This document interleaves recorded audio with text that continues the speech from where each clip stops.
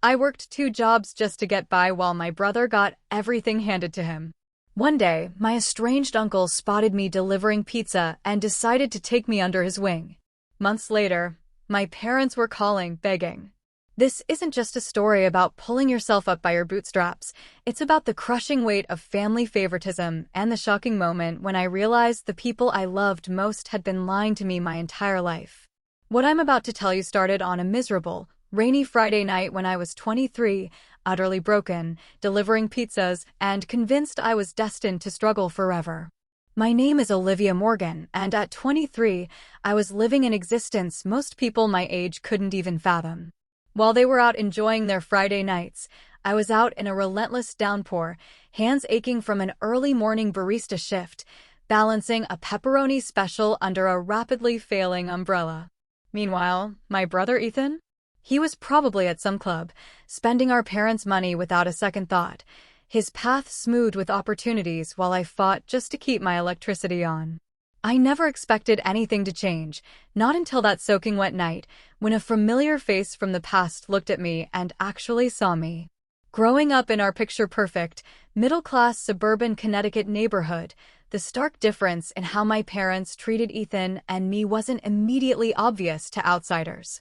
Our 4-bedroom house on Maple Street, with its neat front yard, screamed the American dream. My dad, Richard, was a regional manager for an insurance company, and my mom, Sophia, taught piano lessons from our living room. We weren't wealthy, but we certainly weren't struggling, at least, not financially. No, the favoritism revealed itself in 1,000 tiny cuts. When I was 7, I poured my heart into a watercolor painting of our family for the school art show. I won second place, but my parents missed the ceremony because Ethan had a Little League game. My certificate ended up forgotten in a drawer, while his participation trophies for every sport imaginable took over the entire mantelpiece. "We have to support your brother," my mother would explain gently whenever I expressed disappointment. "Boys have it harder in today's world. They need more encouragement." More encouragement? I remember thinking, even then, what about me? By the time I turned 12, the pattern was impossible to deny. Ethan's birthday parties were elaborate extravaganzas with hired entertainers and custom cakes. Mine? Afterthoughts, usually just a quiet dinner at a restaurant if I was lucky. When I dared to question it, my father would ruffle my hair and say, "You're so independent, Olivia. You'll be fine without all that fuss." Their words became a cruel, self-fulfilling prophecy. I learned to be independent because I had no choice. I started babysitting at 13, meticulously saving every single dollar while Ethan received a generous allowance for doing nothing more than existing. I taught myself Photoshop on library computers because art classes were always too expensive. Yet, somehow, there was always money for Ethan's expensive hockey equipment. The inequality became a gaping wound when we turned 16. On Ethan's 16th birthday, my parents surprised him with a used, but decent, Honda Civic. 6 months later, when my birthday rolled around, my father handed me a bus schedule and information about working permits. "We believe in teaching you responsibility," he explained, completely straight-faced. "You'll appreciate it more if you earn it yourself." It took me almost 2 years of working every weekend and summer before I could afford a 15-year-old Toyota with questionable brakes and no air conditioning. Meanwhile, when Ethan dented his car at a party, our parents paid for the repairs without a single lecture. But the most painful discrepancy hit during college planning. Throughout high school, I maintained a 3.9 GPA, working part-time, joining every free extracurricular I could squeeze between shifts, and studying late into the night. My dream was to attend Parsons School of Design for graphic design. When acceptance letters arrived, I received a partial scholarship, but it wasn't enough to cover the full cost. "We've been putting money aside for both your educations," my mother had promised for years. Yet, when the time came, I discovered my entire college fund had been borrowed for Ethan's first business venture, an app for rating craft beers that never made it past the development stage. He dropped out of community college after 1 semester to become an entrepreneur. "It's an investment in his future," my father explained, as if that justified stealing my future. You can take out loans with your grades, you'll be fine. Fine? I ended up at the state university, buried under crushing student debt, working 30 hours a week to survive. Meanwhile, Ethan bounced between startups, each one fully funded by my parents, each one failing due to his spectacular lack of commitment. Throughout all this, one figure remained a mystery in our family: Uncle Raymond, my father's older brother. He had vanished from our lives when I was 14 after a massive, hushed argument with my father. I remember raised voices, words like irresponsible and betrayal floating through the house. Afterward, we never spoke of him again. Family photos with him were removed, and if I asked what happened, my father would immediately change the subject. Some people just don't belong in your life, he would say with chilling finality. The breaking point for me came during Thanksgiving of my sophomore year of college. I was absolutely exhausted from midterms and picking up extra shifts just to cover textbook costs. At dinner, my parents excitedly announced they were helping Ethan lease office space for his second failed startup's revival. This one's really going to take off, Ethan boasted, not even acknowledging how his first venture had swallowed my education fund. When I quietly mentioned my struggle to afford next semester's tuition, my mother patted my hand and said, "Maybe you should consider taking a semester off to save up." I looked around that table, at my brother's entitled smile, at my father's proud gaze directed only at his son, at my mother's dismissive comfort. And something inside me finally, irrevocably broke. I moved out that weekend. At 19, I found a tiny studio apartment with a roommate and committed to complete financial independence. I would rather struggle on my own terms than be treated as an afterthought in my own family. For 4 long years, my life became an endless cycle of work and sleep, with barely anything in between. My apartment was in the kind of neighborhood real estate agents optimistically call up-and-coming, code for high crime rates and neglected infrastructure. The building's elevator had been temporarily out of service since I moved in 8 months ago, meaning I climbed 4 flights of stairs multiple times daily, regardless of how exhausted I was. My morning alarm blared at 4:30. By 5:15, I was tying my apron at Brewington's, a local coffee shop where I'd worked for nearly 2 years. The pre-dawn prep work was mind-numbing, grinding beans, stocking pastries, sanitizing equipment, but it was reliable income with decent tips. "Girl, you look like you slept standing up," my friend Zoe commented one morning as I stifled my third yawn. Zoe, with her vibrant purple hair and constellation of ear piercings, had quickly become my closest friend. She knew my full story, one of the few people who did. She'd listen during our short breaks as I vented about family calls or financial stress, never judging, always offering her couch if I needed a place to crash. "Bold of you to assume I slept at all," I replied, forcing a smile. My budget was a masterclass in stretching pennies. After rent, utilities, student loan payments, car insurance, and groceries, I had exactly $43 of wiggle room each month. One unexpected expense, a flat tire, a doctor's visit, anything, meant skipping meals or borrowing from my meager emergency fund, which never seemed to grow beyond $300. My Brewington shift ended at 1:30 p.m., just enough time to rush home, change uniforms, and head to Gino's Pizzeria for my second job. 5 evenings a week, I delivered pizzas until midnight, navigating unfamiliar neighborhoods in my deteriorating Toyota, which now had 200,000 miles on the odometer and made truly concerning noises when I turned left. The physical toll was becoming unbearable. 70-plus hour work weeks left me with perpetual dark circles and frequent migraines. My hands were constantly dry and cracked from washing dishes and handling hot pizza boxes. I kept a tube of medicated lotion in both cars and applied it at red lights, a small luxury that prevented my skin from cracking and bleeding. Despite my independence, family dynamics continued to haunt me. My mother called weekly, but our conversations followed a predictable, soul-crushing pattern. She'd spend 10 minutes updating me on Ethan's latest venture, currently his 3rd attempt at a startup, a subscription box for pet owners, fully funded by my parents despite his previous failures. "He's meeting with investors next week," she'd gush. "Your father thinks this could be the big break." Only afterward would she ask how I was doing, but never with any real interest in my answers. When I mentioned my graphic design side projects, she'd respond with vague, dismissive encouragement. That's nice, dear. It's good to have hobbies. They still held weekly family dinners that I was always welcome to attend. But between sheer exhaustion and simmering resentment, I rarely made it more than once a month. When I did show up, conversations revolved exclusively around Ethan's business prospects, while my work was dismissed as temporary, despite supporting me for years. Last month, I'd attempted to secure a small business loan to launch my own graphic design business. I'd been freelancing on the side, building a modest portfolio between shifts, dreaming of turning it into my primary income. The loan officer had reviewed my application with thinly veiled skepticism. Your portfolio shows promise, he'd said. But with your current debt-to-income ratio and lack of business history, we can't approve this amount. I left the bank feeling utterly defeated. That night, scrolling through Instagram, I saw photos of Ethan's new company car, purchased with my parents' co-signature. The caption read, "Hard work pays off. Blessed entrepreneur."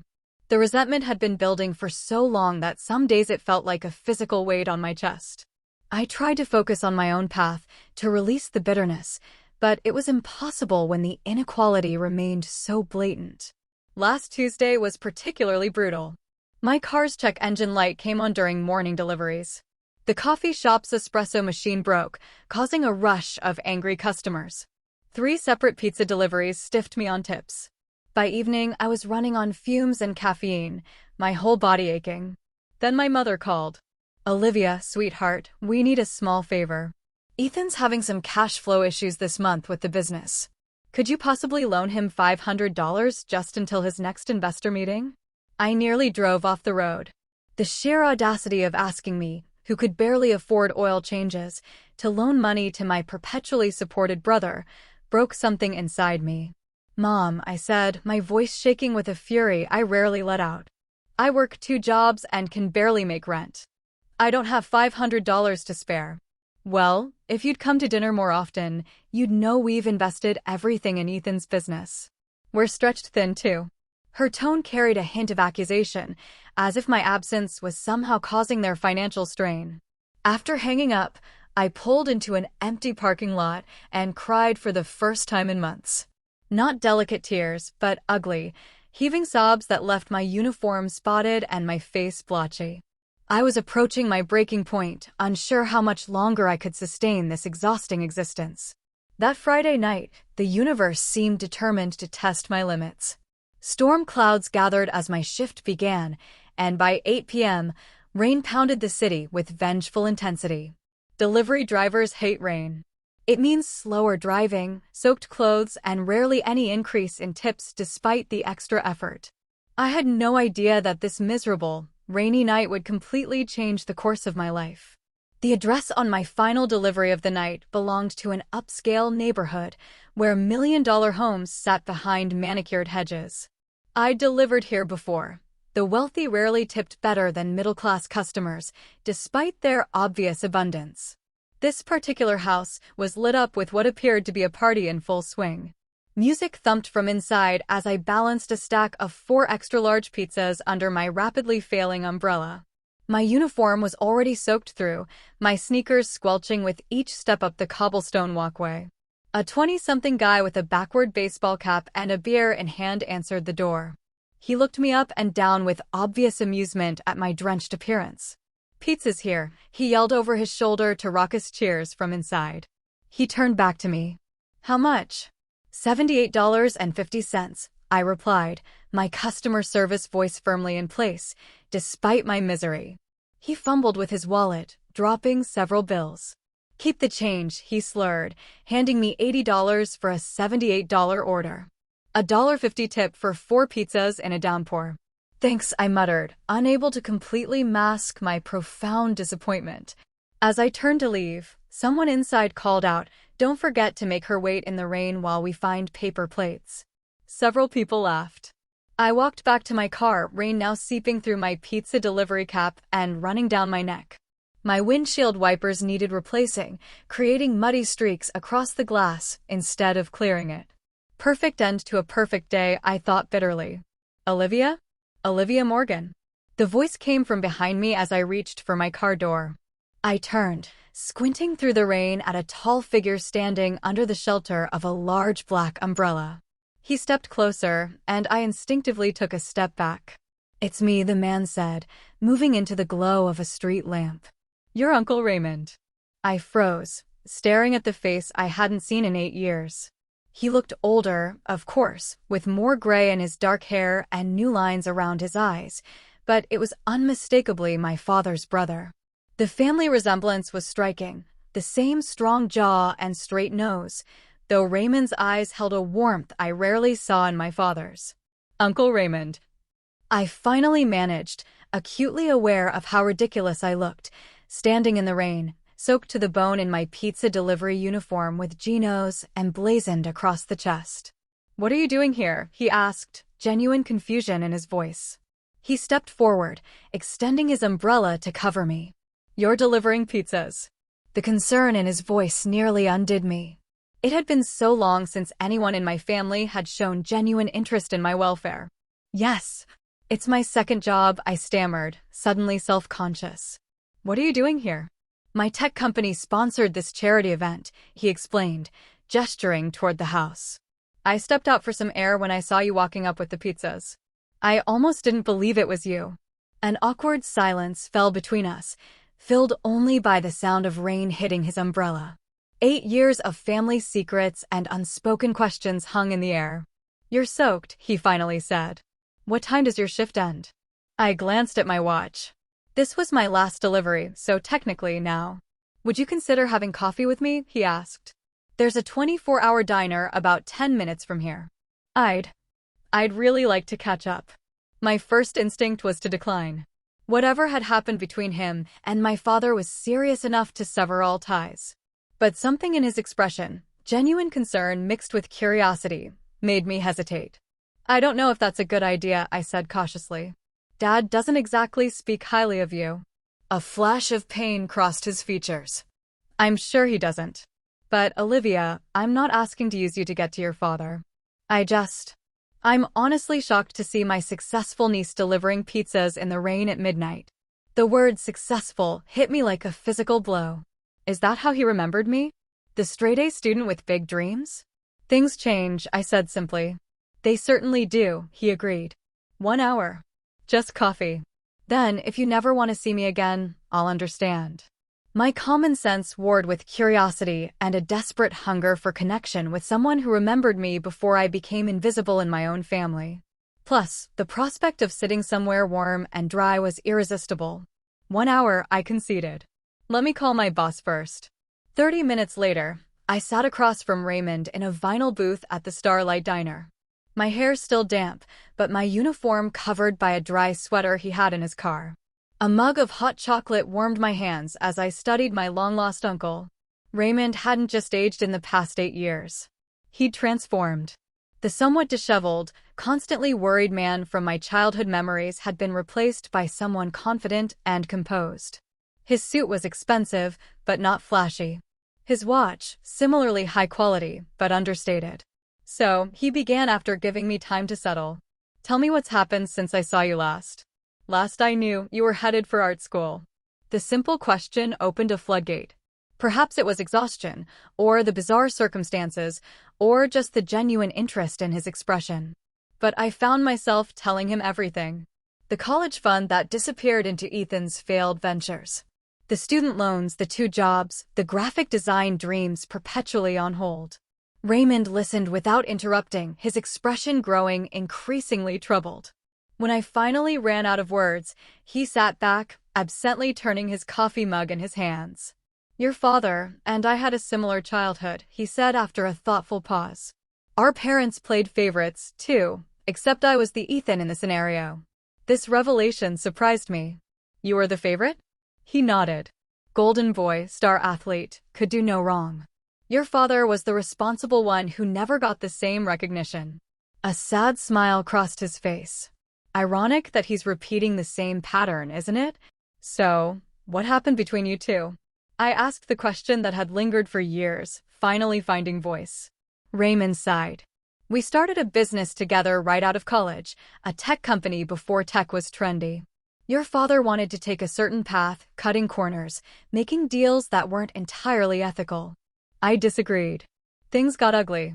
I bought him out, and the company eventually succeeded beyond anything we'd imagined. He paused. He's never forgiven me for being right. The revelation hung between us. It contradicted everything I'd assumed about their falling out. What's the company? I asked. Ever heard of Raycom Technologies? My jaw dropped. Raycom was a major player in software development, regularly making headlines for innovation. That's yours. He nodded modestly. Among other ventures now, so you're comfortable, he finished with a slight smile. Which brings me to why I'm really troubled seeing you like this, Olivia. You have talent. I remember your artwork from when you were a teenager. You shouldn't be delivering pizzas at midnight. My pride flared instantly. I don't want charity. Good, he replied without missing a beat.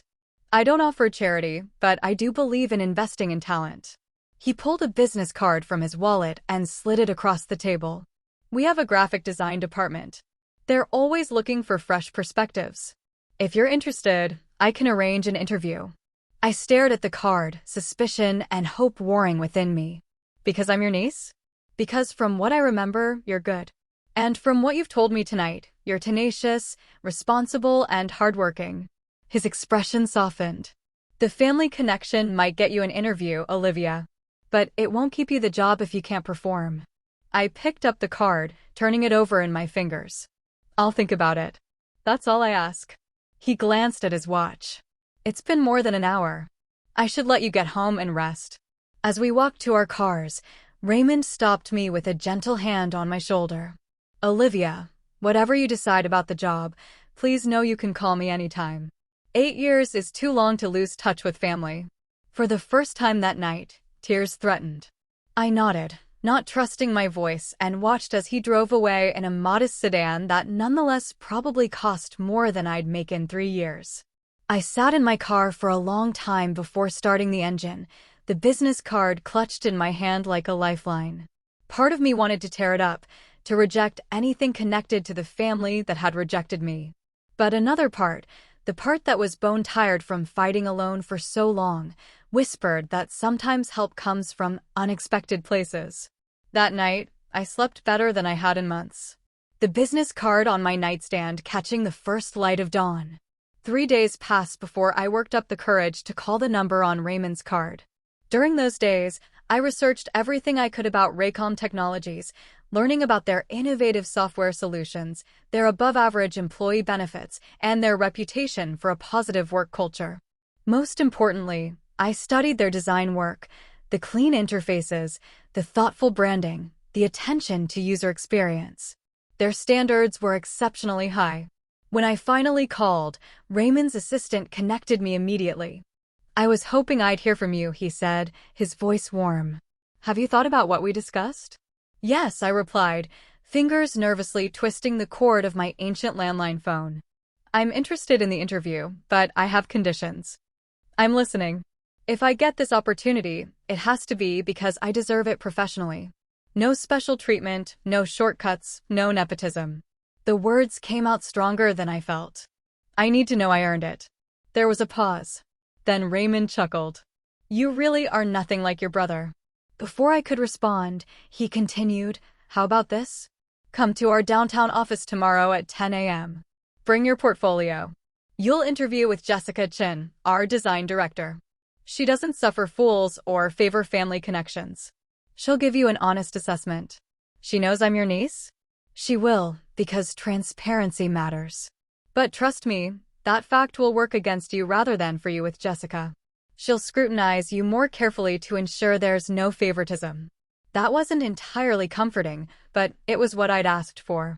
We arranged the details, and I spent the night frantically updating my portfolio, selecting my best work and preparing explanations for each design choice. Raycom's headquarters occupied 10 floors of a gleaming downtown office tower. The lobby featured sleek furnishings, living green walls, and a subtle logo etched into glass panels.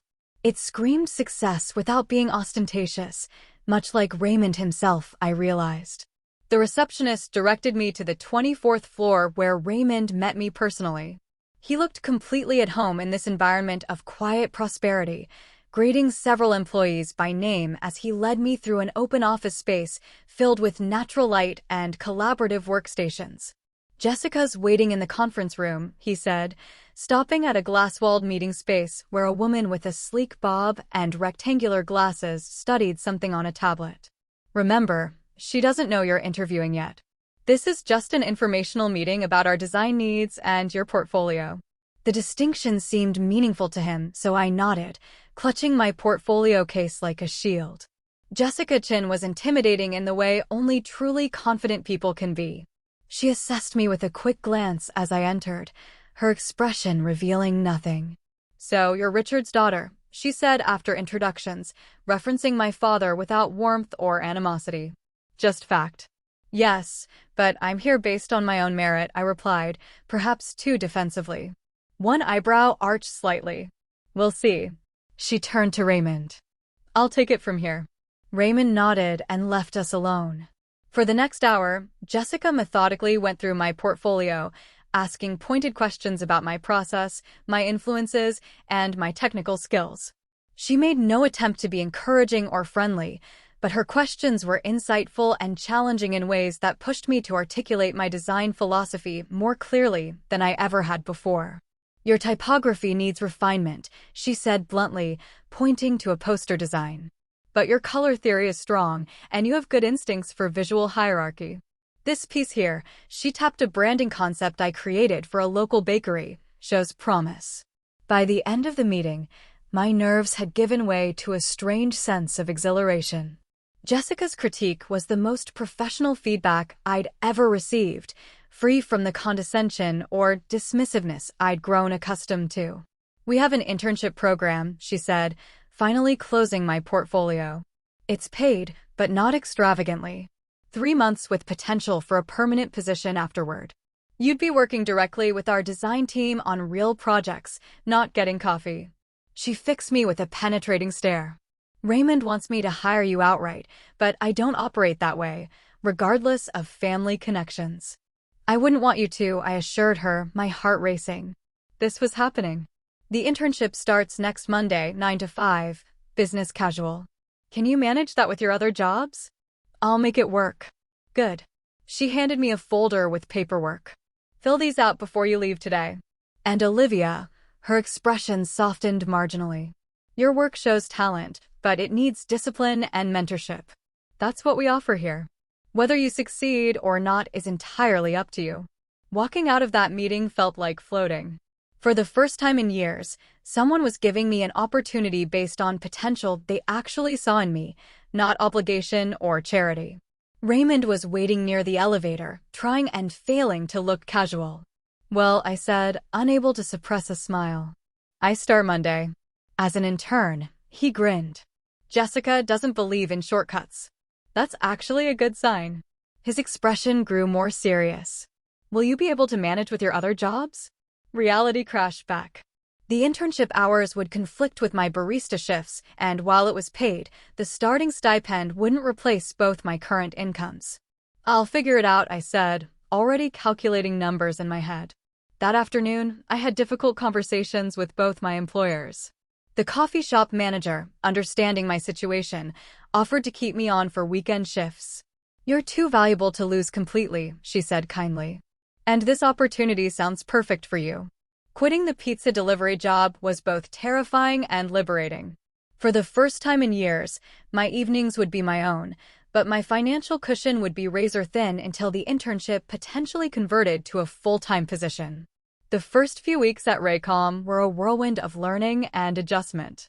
I quickly discovered that while my technical skills were reasonably strong, my professional experience was sorely lacking. Jessica assigned me to shadow different team members, absorbing their workflows and processes while contributing to small aspects of ongoing projects. Imposter syndrome hit hard during those initial days. Everyone seemed so confident, so knowledgeable, while I felt like I was constantly playing catch-up. I stayed late most evenings, practicing techniques I'd observed during the day and studying industry standards online. Jessica noticed. Dedication is admirable, she commented one night, finding me still at my workstation at 8:30 p.m. But burnout is real. Pace yourself. Despite her brisk manner, Jessica proved to be an incredible mentor. She never sugar-coated criticism, but she also acknowledged improvement with the same straightforward honesty. Under her guidance, my skills developed rapidly, my confidence growing alongside my competence. Raymond maintained a careful professional distance at the office, treating me like any other intern, but occasionally he'd stop by my desk with a coffee and quiet words of encouragement or send articles related to design trends he thought might interest me. His subtle support meant more than I could express. When I received my first real design assignment, creating social media graphics for a product launch, the satisfaction of seeing my work published under the Raycom brand was indescribable. For the first time, I felt like my creativity had real value in the world. My first internship paycheck, while modest, covered my rent without the desperate juggling act of previous months. By the second month, I was able to move to a slightly better apartment, one where the elevator actually worked and the hot water didn't mysteriously disappear on weekends. When I called my parents to share my news about the internship, their reaction was predictably underwhelming. An internship at your age? My mother questioned. Shouldn't you be in a real job by now? It is a real job, Mom, with a respected company. Raymond's company, my father interjected, his voice immediately cooling. So, that's his game. Using you to get back at me. This isn't about you, Dad, I replied, frustration mounting. This is about me finally having an opportunity to use my skills. Just be careful, he warned. Raymond always has ulterior motives. Even Ethan couldn't resist a dig when he heard about my new position. Must be nice having connections, he commented during a rare family dinner I attended. Some of us have to make it on our own merits. The irony was so thick I nearly choked on my pasta, but I held my tongue. Their perception didn't matter anymore. For the first time in my adult life, I was on a path of my own, making with people who valued what I brought to the table.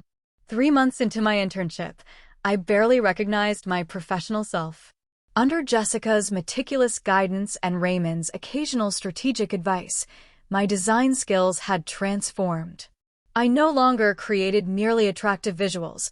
I crafted strategic communications that served specific business goals while maintaining aesthetic integrity.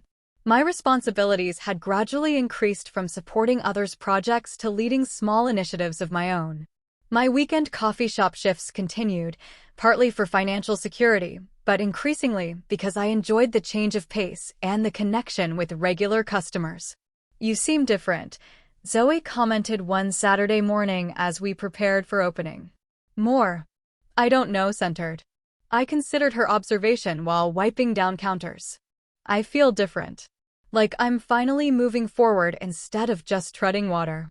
Raymond had become a significant presence in my life, our professional relationship evolving into a genuine mentorship. He never criticized my parents directly, but offered perspectives that helped me understand our family dynamics through a different lens. Success isn't just about talent, he told me during one of our occasional lunch meetings. It's about opportunity and support. Some people get those handed to them. Others have to fight for every scrap. The fighting makes you stronger, but it shouldn't have to be that hard. My improved financial situation allowed me to move into a one-bedroom apartment in a safer neighborhood.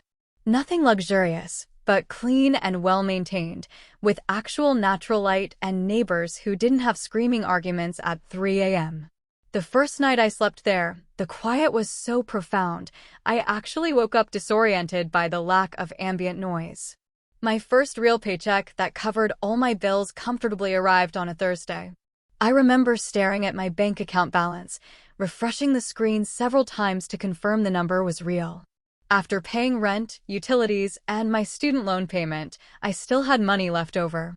Not just survival money, actual discretionary income. I celebrated by buying fresh flowers for my apartment and a new professional outfit that wasn't from a thrift store. The growing distance from my family's toxicity helped me see their behavior more clearly. I began setting boundaries, limiting calls with my mother to once weekly and declining dinner invitations when I needed time for myself. This newfound assertiveness didn't go unnoticed. You never have time for family anymore, my mother complained during one of our calls. Success is changing you. I'm the same person, Mom, I replied. I'm just not available on demand anymore. The real conflict erupted when Ethan's latest business venture began showing signs of trouble. His subscription box service for pet owners had launched with my parents' financial backing, but customer retention was abysmal after the first month's novelty wore off. One evening, my phone rang with my father's number, an unusual occurrence that immediately put me on alert. Olivia, he began without preamble. Your brother needs some temporary assistance. His business is having cash flow issues.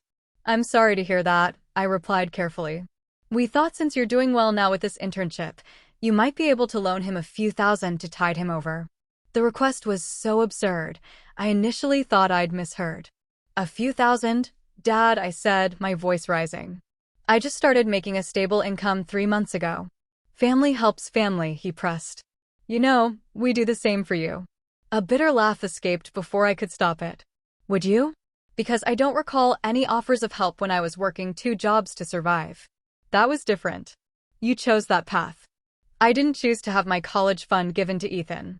I didn't choose to be the only one expected to stand on my own while he got endless bailouts.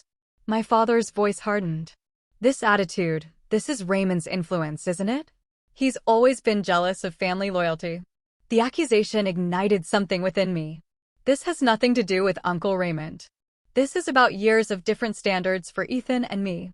You're being selfish, Olivia. After everything we've done for you. That was the breaking point.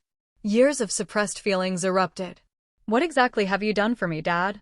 Name one thing you've sacrificed for my benefit the way you consistently sacrifice for Ethan.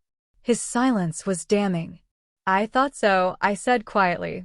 I won't be loaning money to Ethan. I'm still recovering from years of financial struggle that neither of you ever acknowledged.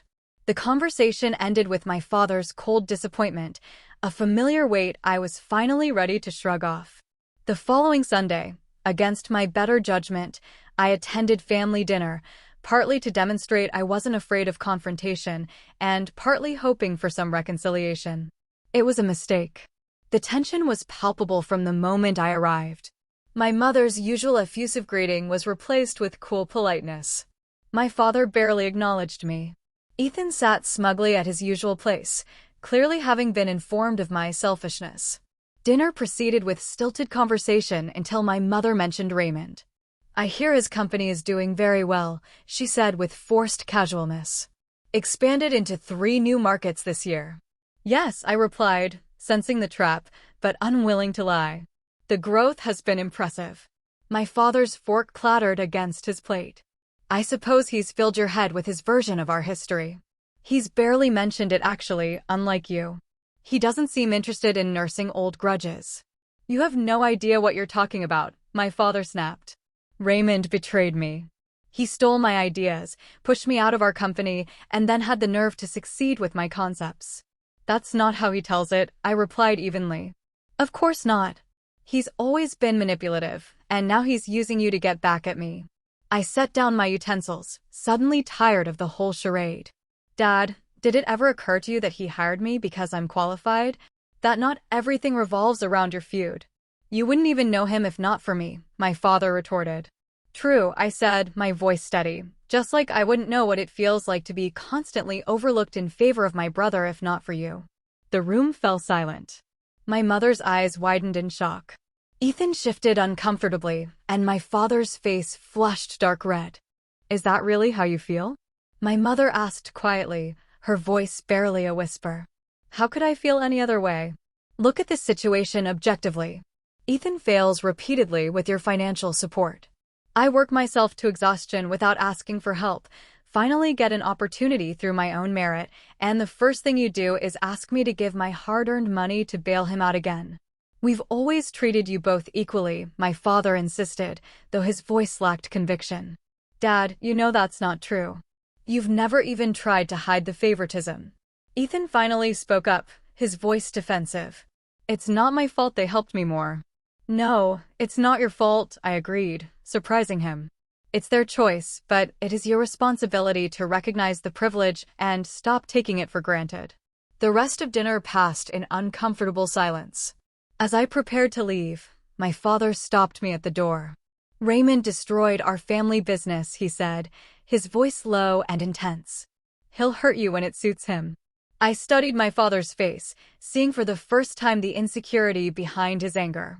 "I'm sorry you believe that, but I'm not going to let your grudge determine my relationships." Driving home that night, I felt strangely lighter despite the conflict.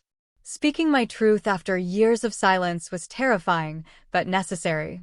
The next day, I called Raymond and asked if we could meet outside of work. Over coffee at a quiet cafe, I asked him directly about the conflict with my father. "I've only heard his side," I explained. "I'd like to hear yours." Raymond sighed deeply, running a hand through his graying hair. "Your father and I had different visions for the company we started. He wanted quick profit, even if it meant cutting ethical corners. I wanted sustainable growth built on solid values." He looked at me directly. The breaking point came when I discovered he was altering financial reports to attract investors.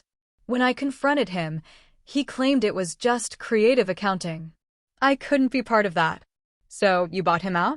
"I gave him the chance to buy me out first, actually. When he couldn't raise the capital, I leveraged everything I had to purchase his share. He took the money, but never forgave me for the perceived betrayal." His expression softened. "Richard has always struggled with accepting responsibility for his choices. It's easier to blame others." The parallel to my father's relationship with Ethan was striking. A pattern of enabling, of excusing, of avoiding hard truths. "Thank you for telling me," I said finally. "It helps make sense of a lot of things."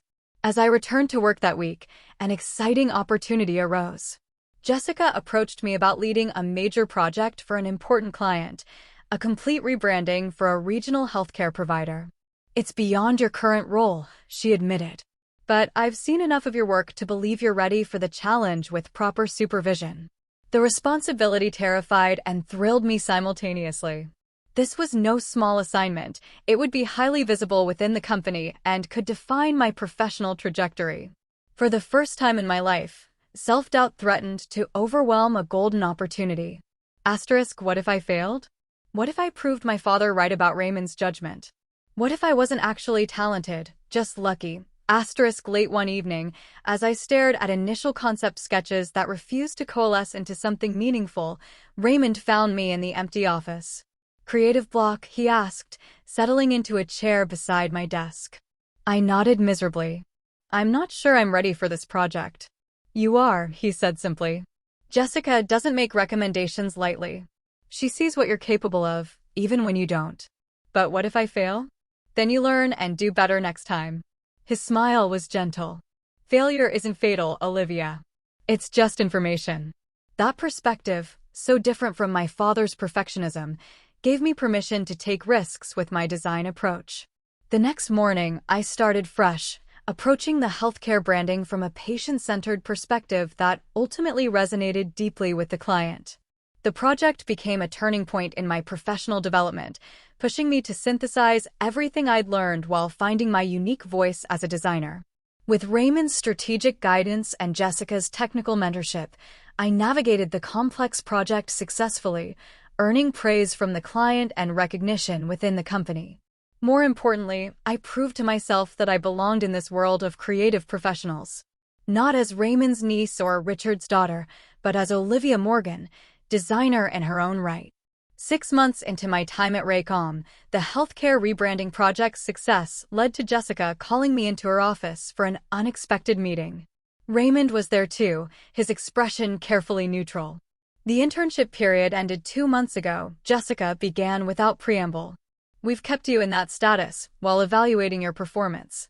My stomach tightened. Despite positive feedback, the corporate world had taught me to expect the worst. "After reviewing your contributions, particularly on the healthcare project, we'd like to offer you a full-time position as a junior designer," she continued, sliding a folder across her desk.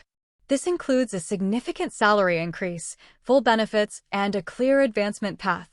The folder contained an offer letter with a salary figure that made me blink twice to ensure I wasn't misreading. It was more than triple what I'd made at both my previous jobs combined. Take the weekend to consider it, Raymond added. This isn't about family, Olivia. This is about the value you bring to our team. That evening, I celebrated with a small splurge, dinner at an actual restaurant rather than takeout eaten over my keyboard. I chose a new place downtown that had opened to excellent reviews, treating myself to a proper meal with appetizer and dessert, reveling in this milestone achievement. As I was finishing my chocolate mousse, a familiar voice called my name. I looked up to see Ethan approaching my table, accompanied by a woman I didn't recognize. Thought that was you, he said, his smile not quite reaching his eyes. Mind if we join you for a minute? Before I could respond, they were sitting down. The woman, introduced as Melissa, his new girlfriend, excused herself to the restroom almost immediately, leaving us alone. Celebrating something? Ethan asked, eyeing my dessert and glass of wine. Job offer, I replied, keeping my tone neutral. Full-time position at Raycom. Good for you, he said, though his expression tightened. He glanced around to ensure Melissa wasn't returning yet, then leaned forward. Look, I didn't want to do this here, but since I ran into you, things aren't good, Liv. The childhood nickname, and used for years, immediately put me on alert. Ethan only reverted to it when he wanted something. What things? The business tanked completely, he admitted, voice low. The investors pulled out last week. Mom and Dad. He trailed off, running a hand through his hair. They're in serious trouble, Olivia. They put everything into this venture. Second mortgage on the house, cashed out retirement accounts, everything. The news hit like a physical blow. How bad is it? Bad enough that they might lose the house within months. His eyes met mine, pleading.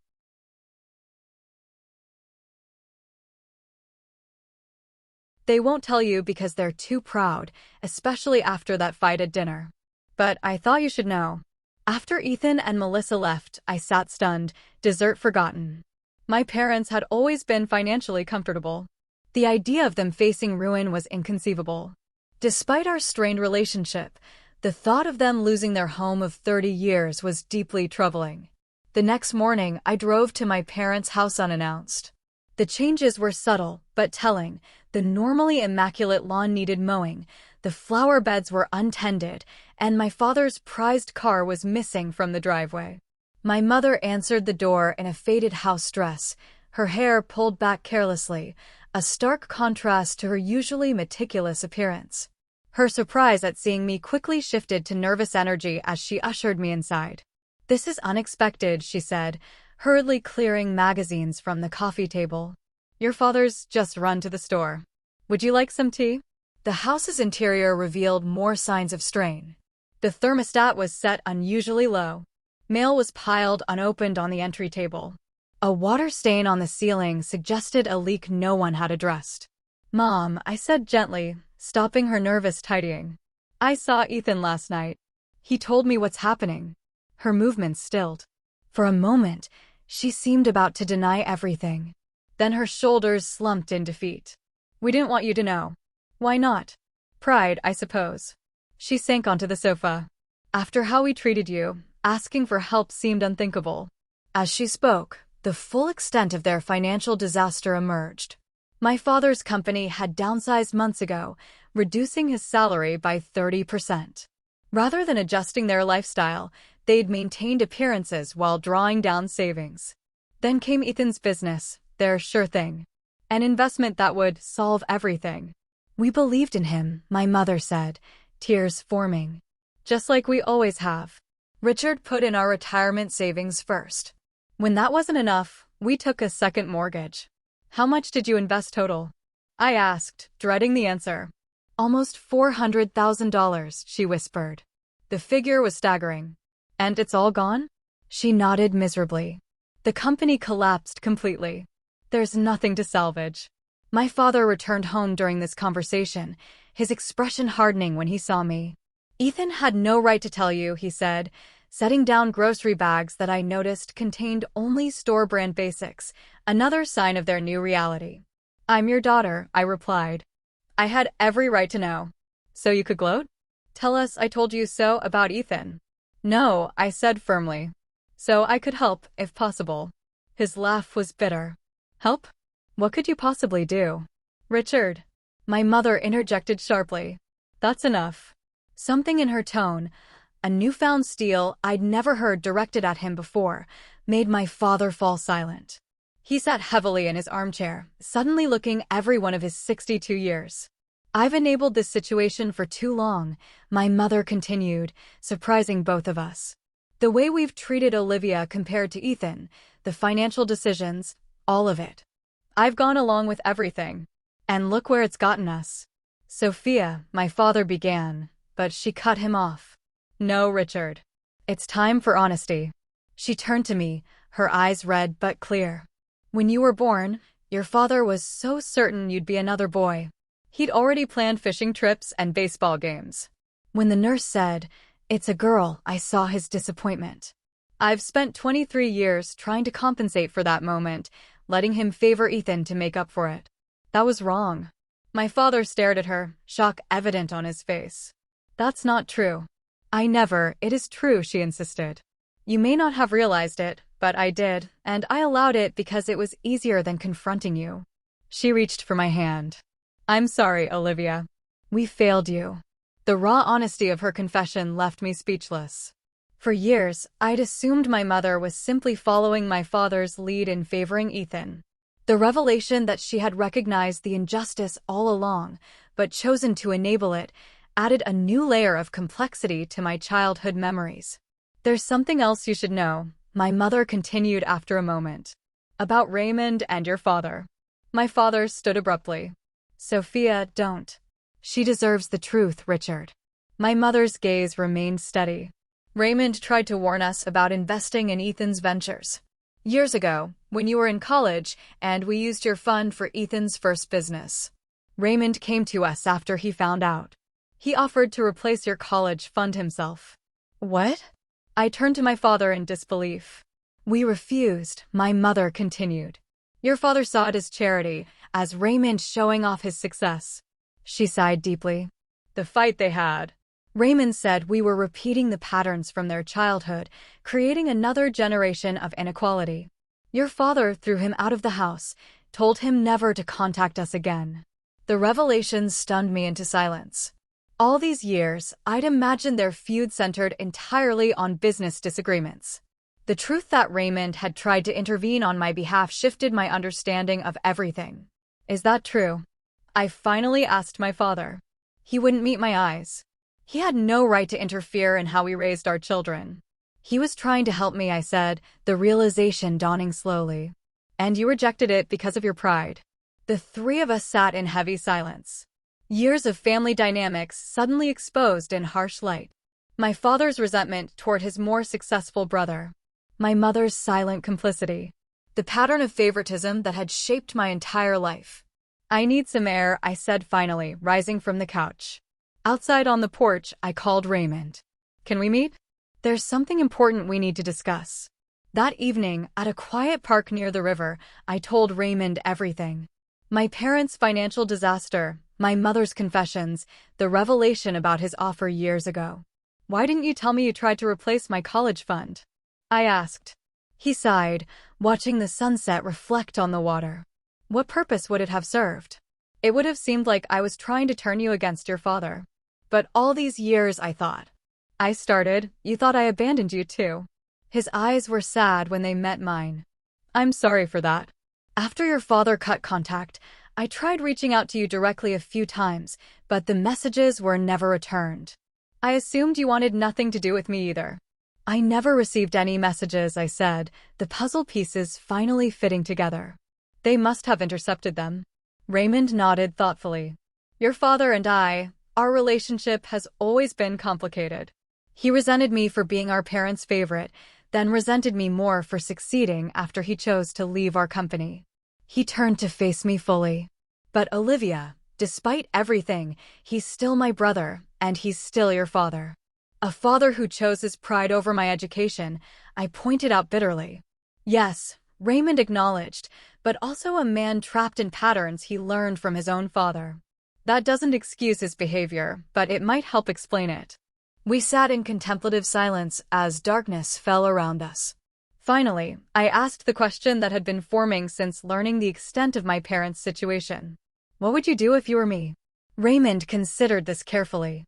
I'd probably help them, but with conditions. Breaking destructive patterns requires more than financial rescue. It requires fundamental change. He paused. Whatever you decide, I'll support you. This is your decision, not mine. The conversation with Raymond provided clarity I desperately needed. Over the next few days, I developed a plan not just to address my parents' immediate crisis, but to help heal our family's deeper dysfunctions. 6 months after discovering my parents' financial crisis, I stood in my new office at Raycom, arranging family photos on the credenza behind my desk. The glass-framed promotion certificate to senior designer still felt surreal, especially considering my journey from delivering pizzas in the rain just a year earlier. My career had flourished beyond my most ambitious dreams. The healthcare rebranding project had won an industry award, establishing my reputation within the company. More importantly, I developed confidence in my abilities that no external validation could provide. Jessica still pushed me relentlessly, but now as a respected colleague rather than a tentative intern. My personal transformation had been equally profound. The exhausted, resentful young woman delivering pizzas in the rain had become someone who faced challenges directly, set healthy boundaries, and recognized her own worth independent of family validation. After careful consideration, I had decided to help my parents, but on terms that required real change rather than enabling continued dysfunction. The first step was arranging a meeting with a financial advisor specializing in retirement crisis management. I paid for the consultation as a non-negotiable condition of my assistance. The advisor's assessment was sobering, but not hopeless.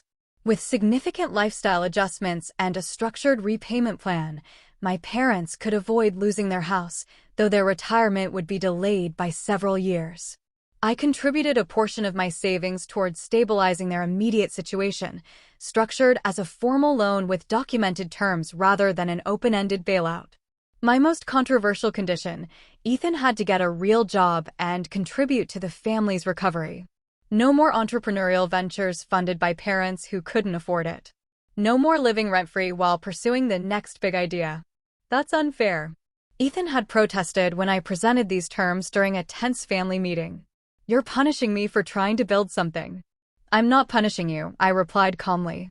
I'm asking you to take responsibility for your part in this situation. You accepted money you knew they couldn't afford to give. It took 3 weeks of sulking before Ethan finally accepted reality, taking an entry-level position at a marketing firm. The regular paycheck and structured environment were initially foreign concepts to him, but gradually something unexpected happened. He began to take pride in earning his way. The most difficult aspect of my plan was the requirement for family therapy. My father initially refused outright, viewing it as an admission of failure. My mother, however, had reached her breaking point. We're doing this, Richard, she said with newfound firmness. If not for us, then for our children. We've damaged them both in different ways. Those weekly sessions became the foundation for healing decades of dysfunction. Under the guidance of Dr. Winters, a family therapist specializing in adult parent-child relationships, we slowly began unpacking the complex dynamics that had shaped our family. My father's journey was particularly challenging. Acknowledging his favoritism meant confronting his own childhood wounds, the constant comparison to Raymond, the feeling of never measuring up to his older brother. I didn't want Ethan to feel what I felt growing up, he admitted during one particularly raw session. But instead, I made Olivia feel exactly that way. That admission, the first time he'd acknowledged the pattern directly, marked a turning point. Progress wasn't linear, with setbacks and difficult conversations along the way, but the trajectory moved steadily toward greater understanding. My mother worked diligently to rebuild our relationship, making efforts that ranged from small gestures like calling just to check on me without mentioning Ethan, to larger acknowledgments of how her passivity had enabled the unequal treatment. I failed you by not speaking up, she told me during a private lunch. I can't change the past, but I can promise to do better now. Ethan's growth was perhaps the most surprising. Removed from the cushion of parental bailouts, he struggled initially with the expectations of regular employment. There were missed deadlines, conflicts with supervisors, and late-night calls bemoaning the unfairness of it all. But slowly, incrementally, he began developing skills he'd never needed before: perseverance, accountability, delayed gratification. 6 months into his job, he was promoted to junior account manager based on genuine merit. The pride in his accomplishment was qualitatively different from his previous hollow bravado. "It's weird," he confessed during one of our newly established monthly sibling dinners. "But earning something feels better somehow, even though it's smaller than what I was aiming for with the business." Raymond's gradual reconciliation with my father represented another healing dimension of our family story.